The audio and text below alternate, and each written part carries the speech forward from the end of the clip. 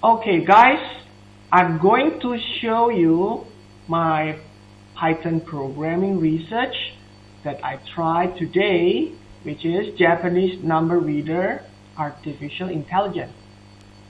And I will show you my code after this, but only a little bit peek, so you can create it on your own. I want you to do the same research. So, for example, like this, okay, artificial intelligence, Japanese number reader, and insert a number. So, for example, here you put 365 and you press enter. 365 It will spell the number 365 in a Japanese way. So, let's test one more time. I make a wrong coding. Okay, let's say 250. 250 Okay, so here's how to do it.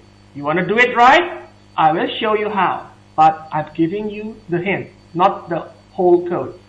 So first, create a Python file in a folder like this, Python Play MP3. For example, that is your file name.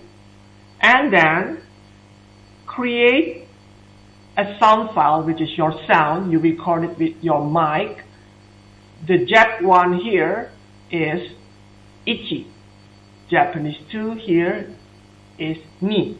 Japanese 3 here is San. Japanese 4 here is Yom, Go, Roku, Nana, Hachi, and so on. Okay, you record like this. And then how to make this Python file can call this sound file and make a sound. I gave you a sneak and peek, so open your eye, look at this one. Okay, here it is. First, you need to make import winsound. Okay, and then